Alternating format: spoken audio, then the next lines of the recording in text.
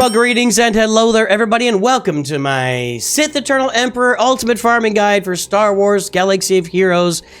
And I think before we move forward, we should start by acknowledging that Sith Eternal Emperor is a simple man with simple needs and simple pleasures, a simple kit, simple performance. He is quite simply the easiest galactic legend to farm and the lowest performing galactic legend in the game. Thank you very much. Let's move on and talk about that the details of it. For one thing about Sith Eternal, even when you get this whole journey done and everything is complete, he only requires 400 Chirotechs, which just sounds like an amazing thing to throw out of your mouth. That, you know, Galactic Legends now, the new ones that come out, there's 700 Chirotechs, every single one of them. They all require 700, and yet Sith Eternal Emperor only requires 400 Chirotechs. I'm actually going to look that up again. That doesn't seem to be right to me. Is that right? I just confirmed it on swgoh.gg. He only requires 400 Chirotechs, 250 of the squid ones and 150 of the Game Boys, and you're good to go.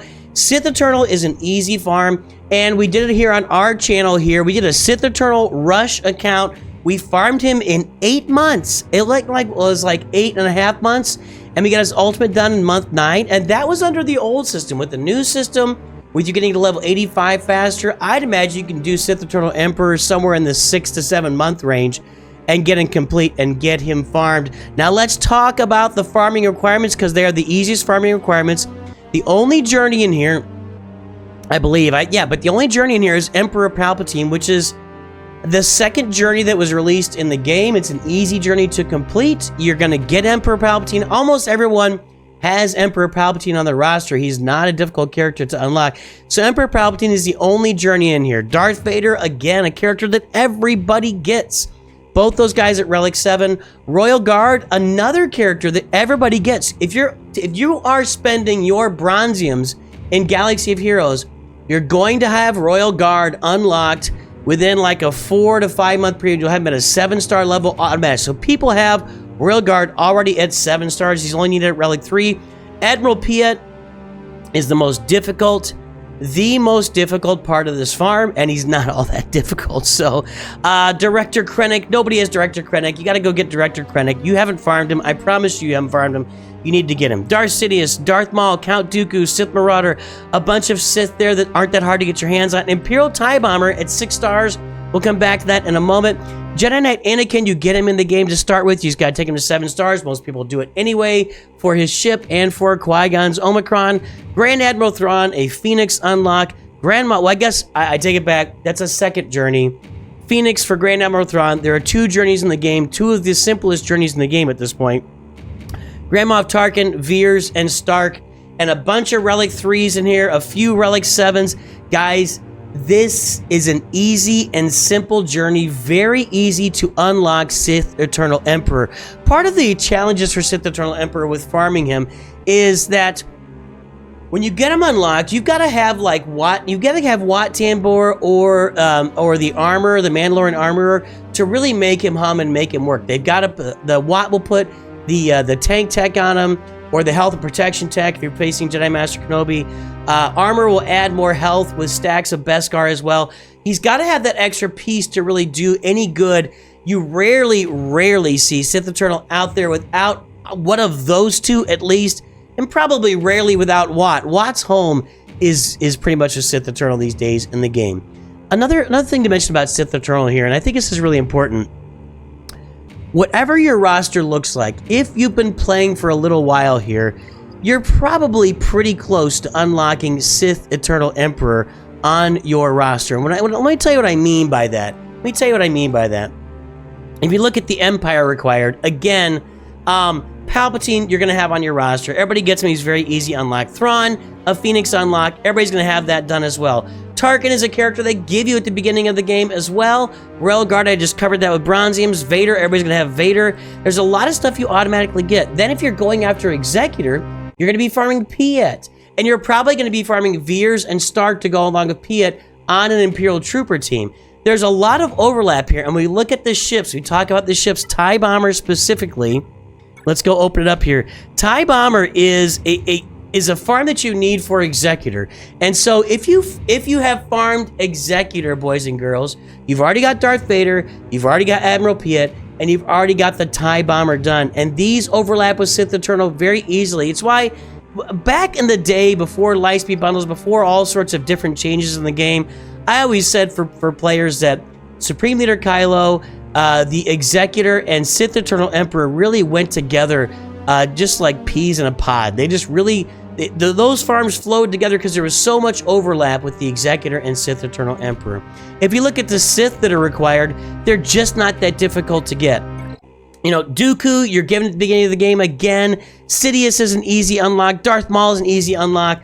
I guess Marauder takes some time here, but an important thing to note about all of these farms as well is not only does Sith Eternal only require 400 Kyrotex, there's only one character in this farm that requires more than the original 100 Kyrotex, and his name is Admiral Piet. He needs 400 Kyrotex. So you've got to get 400 Kyrotex to upgrade Admiral Piet. You need 400 for Sith Eternal Emperor himself. That's going to leave you with the lowest level. I mean, this is the lowest level of Kyrotex required for any Galactic Legend. Boys and girls, ladies and gentlemen, what we're saying with all of this here, what we're saying with all of this put together, if you are looking for low-hanging fruit, if you're looking for your first Galactic Legend, you want something that's going to overlap with Executor because you're farming Executor, and a lot of people do that.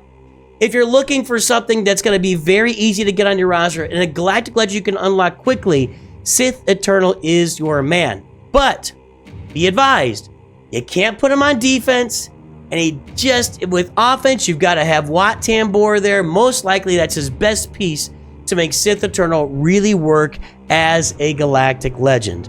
And I just to put all that out there. Now, the overlapping farms you're going to talk about, you're going to get some Imperial Troopers. If you look at Darth Maul and Darth Sidious, right now we're doing the Naboo raid, and they are in the Naboo raid. Generally speaking, though, I don't like to do these farms around raids because raids change over time. But the biggest overlaps you're going to get, the Executor and your Imperial Trooper team. Other than that, well, okay, Jedi Knight Anakin's going to go with a Qui-Gon Jinn Omicron team.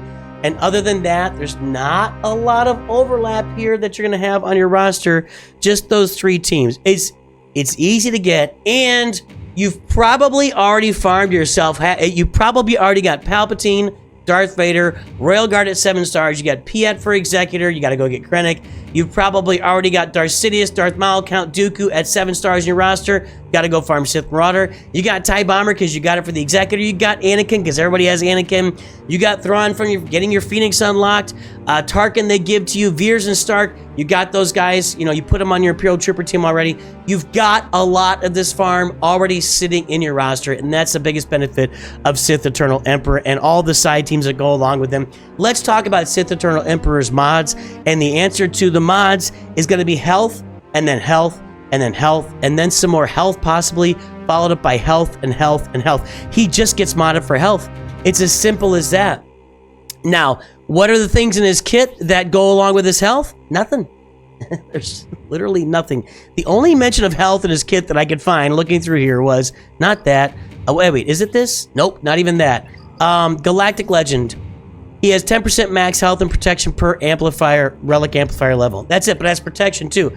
So what's going on? Why is he being modded for massive amounts of health? And if you look at swgoh.gg, you'll see that the top 1,000 players in the game have like 195,000 health in this guy. He is just modded for as much health as you can put on him. That's what you're going to put on Sith Eternal Emperor. And the reason is, you just need him to live. You just need him to survive long enough to get his ultimate out. And by the way, without his ultimate, he's pretty much just a cloned Sith standing on the board doing nothing. So he needs his ultimate, like a camel doesn't need water. My analogies are losing steam as they go here. So here's the deal. When he gets his ultimate, let's see here. Instantly defeat linked enemies. You're going to be able to have 2 linked enemies on the board at any time. When he gets his ultimate and he unleashes it, he instantly defeats those linked enemies. So you link the enemies you most need to kill on the team. So you just need to survive long enough for him to load up his ultimate and release his ultimate power and instantly defeat those 2 enemies. And once that is done, you're hoping you're on cruise control. Another reason that a lot of people were putting health on him early when he first came out was they were using him as a counter to Jedi Master Kenobi. And Jedi Master Kenobi, when he gets his ult, he's going to damage your health. He's going to skip over your protection, right? So as much health as possible. I think that's faded over time. He's not really a great counter to Jedi Master Kenobi. Yeah, he's not really a great counter to Jedi Master Kenobi. So he can be used. It can work, but that was the initial reason. But generally speaking, you just want him to have as big of a health pool as possible so he lives as long as possible. He's got some protection recovery already built into his kit. So just get a bunch of health on to Sith Eternal Emperor. What are my overall thoughts on this Galactic Legend? Well, I think I've given him pretty much out there. He's easy to get. You've probably farmed yourself halfway to Sith Eternal without even knowing it. But he's not that great. As a Galactic Legend, he surely and absolutely is the F tier Galactic. He is at the bottom of the Galactic Legend pool. Even, I'm going to say, I don't know, man, you can put him and Lord Vader in the same vein. Rey's kind of there too. You know, they all kind of struggle in... well, Lord Vader, I think, is more usage because you can put him in Galactic War and just let him go. He'll never die and he'll just take care of stuff. Not Galactic War. Whoa. Maybe Galactic War if you're doing Galactic Con. You can put him in Conquest there. Sith Eternal and Rey, I don't even know if they've got great uses in Conquest because they're kind of letting everybody, well, Sith Eternal's kind of letting everybody die around him. Rey's kind of just protecting everybody and not doing enough damage to do anything in Conquest. I don't know. Sith Eternal has the least amount of uses in the game. And again, you've got to have Wat Tambor. You know, I know that the armor works with him, but armor may or may not get a turn depending on what happens in the battle. You know that Wat Tambor... Where's Wat Tambor? Here it is. We know that Wat Tambor is going to get that bonus turn at the beginning of the battle and either throw... you can either throw the shield generator or the med pack on him. One of those two to build health and protection or just build protection every time he takes turn and cleanses debuffs. So... you're going to have Wat or armor out there. Wat is the primary choice. So, is Sith Eternal a great Galactic Legend? No. Is he a Galactic Legend? Yes. Yes, he can do a lot of things for you on offense. He does have flexibility with the things he can beat on offense. He can't go on defense. You just can't. Wampa can beat him on defense, quite literally. But he's very easy to get, and he's very easy to upgrade in Relic. I mean... you're only going to need 400 Chirotechs for him, 400 for Piet, and everybody else, just those 100 Chirotechs. So there you go. Those are my overall thoughts. I don't want to beat a dead horse. I think you get the idea. Let me know what you're doing with Sith Eternal Emperor. Is there something I'm missing here? I know he's been out there with Bane on some accounts, but most people are trying to use Bane by himself these days. Everybody, I hope you have a great day. I will talk to you soon and see you on the next one around. And of course, always remember, Nooch too good.